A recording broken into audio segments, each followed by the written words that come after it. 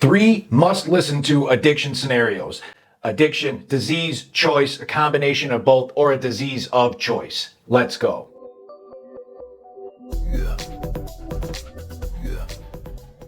K-Rugs, the Soberdog, coming at you. The argument that is always brought up, addiction, is it a disease? Is it a choice? Is it a combination of both of them?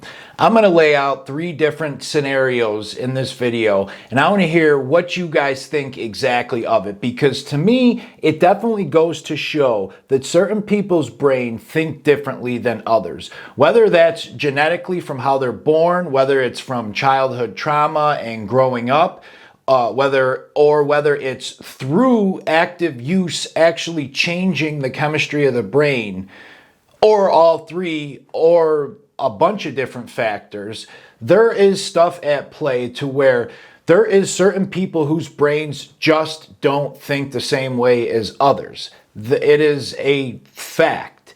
It doesn't work the same way that some people need antidepressants because their brain's not making the right amount of chemicals that other people's are making.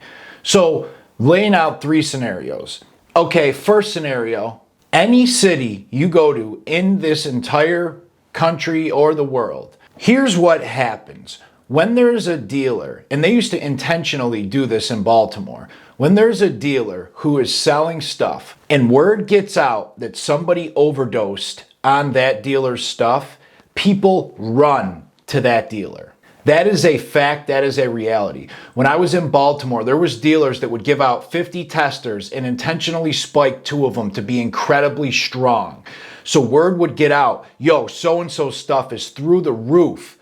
Bobby OD'd on it, somebody OD'd on it. Other people would run there. That dealer would now have the longest line of anyone in the city because other addicts heard that somebody overdosed on it.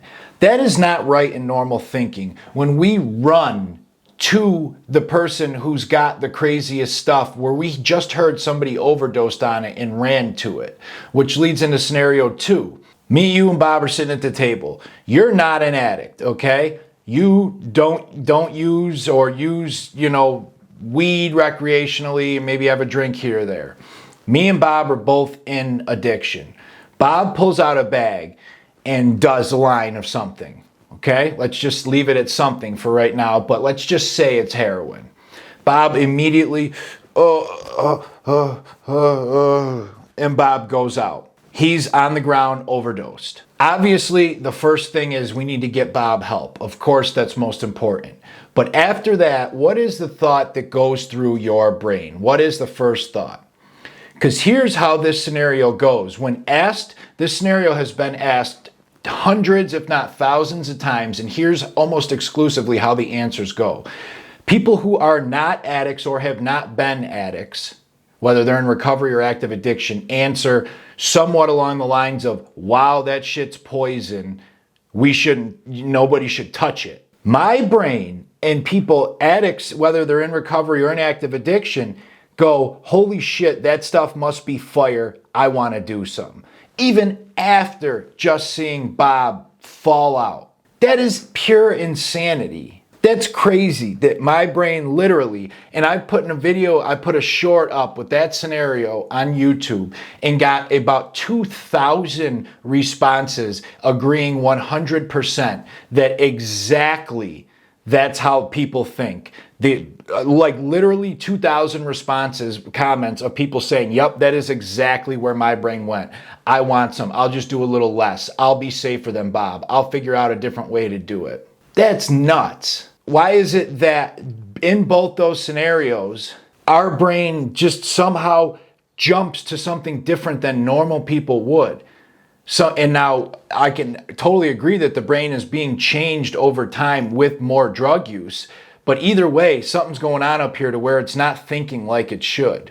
And then scenario 3, why is it that at 13, 14 years old, when I had my first drink with a bunch of people in the room, okay? So there's 8 or 9 other people, all of them on their first, second, third, fourth time drinking, something in their very beginning stages of drinking. My first happened to be. Why is it that my brain, even at that young age, first time ever any drug use, anything, Having that first beer and it changing the way that I think after beer 2 and beer 3 and beer 4, all of a sudden plants that seed. I love this shit. I want to keep doing it. I want more. And if beer can do this, what can other drugs do? When the other 7 people in the room also drank that night too, for a couple of them for their first time, a couple of them their second, their third, their fourth. Out of those 8 people in the room, the other 7, none of them grew up to be addicts or alcoholics.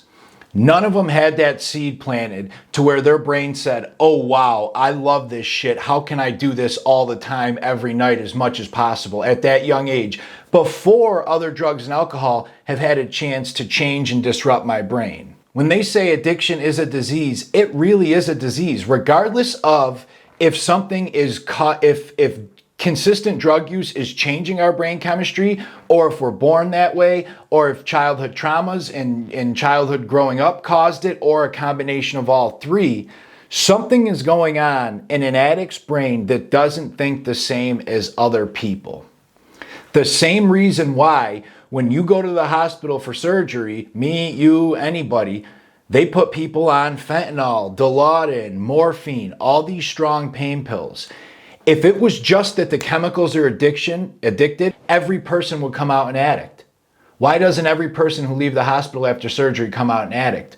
No, only a small percent do, because it triggers something different in our brain. 4 different scenarios that explain something different is going on in our brain. What do you guys think?